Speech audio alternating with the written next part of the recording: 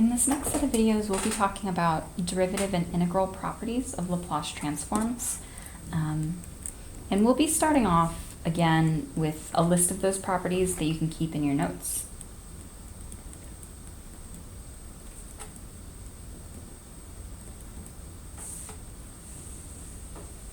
And then we'll do a bunch of examples to kind of see how we actually use them. So the properties that we're going to be using today are going to be that the forward Laplace transform of t to the n times a function is actually equal to -1 to the nth power times the nth derivative of the Laplace transform of that function. And then the opposite of that is that L inverse of -1 to the nth power of the nth derivative of a Laplace transform is t to the n times whatever function gives you the original transform. That's going to be our derivative property. And then this property is related to a special kind of integral, so Laplace transform of f star g, and we'll define that in a second, but it's a special kind of integration. That's going to give you the product of two Laplace transforms of f and g separately. And the inverse Laplace transform of a product of two functions is going to be f star g, that special operation that we're about to discuss. In all of these, I've used the notation that L of f is capital F and L of g is capital G. And then this f star g is something called convolution. And it's calculated as the integral from 0 to t of f of tau times g of t minus tau integrated with respect to tau.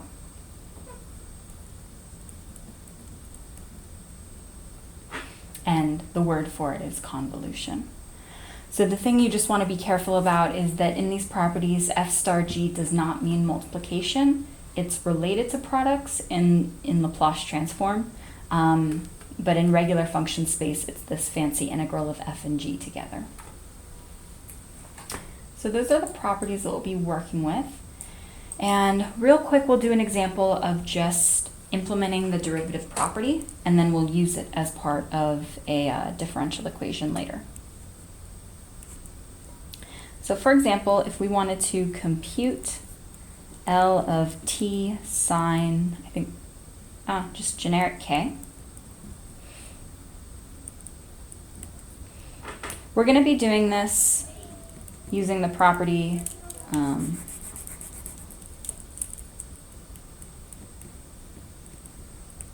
that I wrote at the top, that L of t to the n f of t is equal to -1 to the nth power, nth derivative of f with respect to s.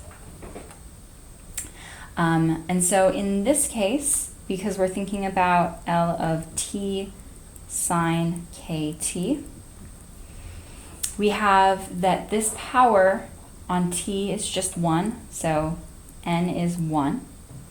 And then the function that we're thinking about is sine kt.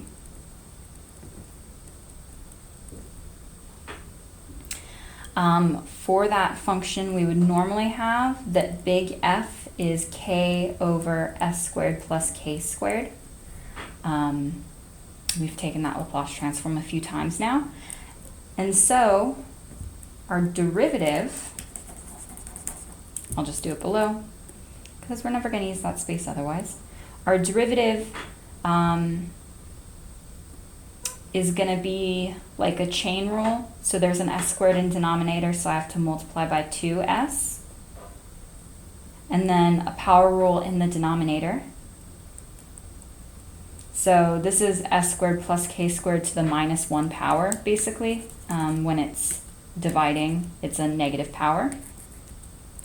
So I would just come out and multiply by that -1, and then change this to power -2, or dividing by the second power. And that's how you take that derivative. So then once we know what n is, it's 1. I know that I need one derivative, which I've taken, so I can go ahead and plug into this formula now. So it's minus 1 to the 1 power, because n is 1, df ds. So for us, that's going to be minus 1 times minus 2sk over s squared plus k squared squared.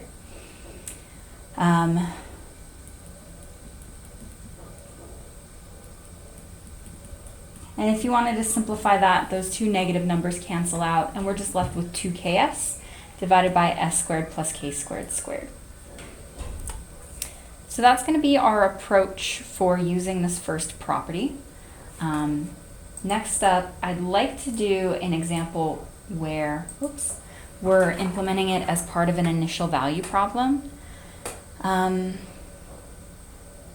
going to go ahead and keep it in this video. We'll see what happens. Might be one of those 15-minute long videos. So if you want to pause here, go ahead and take a break. Maybe you were still writing that and I forgot to warn you before I switched the page. But our initial value problem example is going to be that we're trying to solve x double prime plus 16x equal to cosine 4t. For initial conditions, x of 0 equals 0 and x prime of 0 equals 1. So like always, our approach to starting this type of problem is that we'll take Laplace of both sides. So we're going to say that L of x double prime plus 16x has to be equal to Laplace of cosine 4t. And so let's just take those two Laplace transforms. So L of x double prime plus 16x. I'm going to use like a funny looking x to make sure it's obvious what my capitals versus not are. But so we take s squared, the Laplace transform of our variable, that's my big X that cannot be mistaken for a little x, minus s times our first initial condition minus 1 times our next initial condition, plus 16 Laplace of x just gives us that big X back. So if I wanted to go ahead and plug in my values, I would have s squared big X. My x of 0 is 0, so that term goes away. And my x prime is 1. And so simplifying, I have s squared plus 16 big X minus 1. And then I have to take Laplace of the other side. This one's a little bit easier.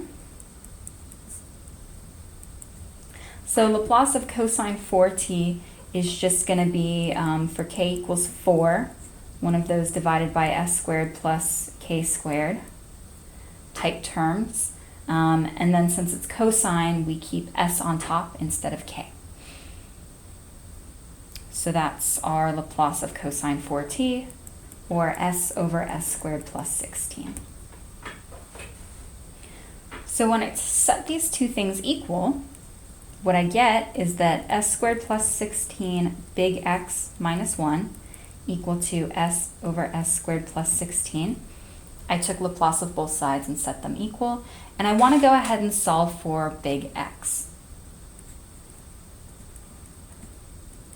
So I move that 1 over first thing, and then I'm going to have to divide by s squared plus 16.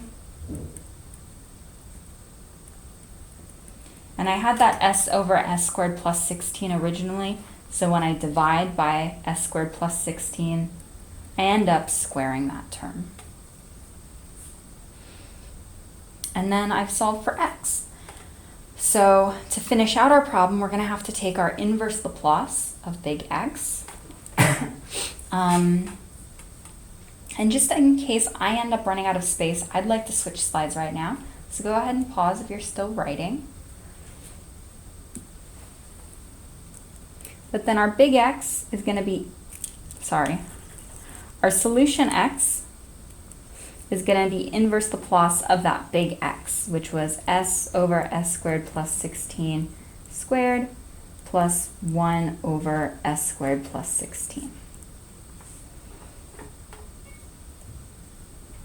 And then I'm going to note that L of sine 4t is 4 over s squared plus 16, just following that k equal 4 rule.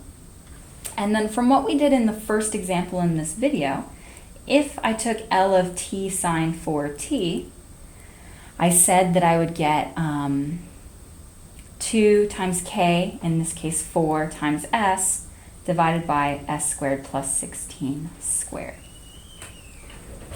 And the reason I've written that out is, this came from that L of t sine kt being 2ks over s squared plus k squared squared.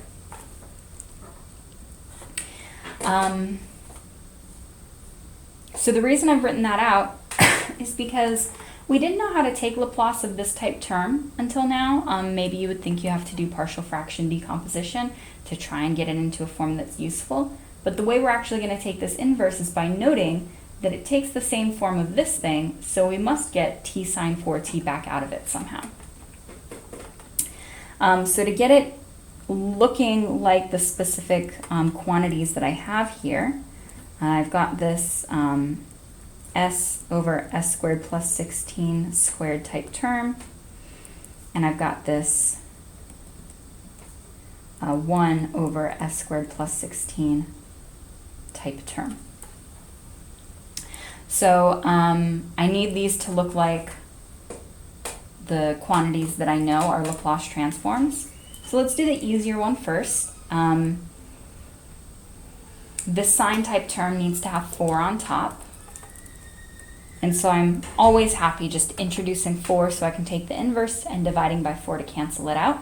That's something we've done in a lot of examples. And so same way, I would know how to take 2 times 4 is 8, s over s squared plus 16 squared. That's t sine 4t. So if I introduce that 8, I just have to divide by 8 to make it match. And then at this point, it's just directly implementing these formulas that we know.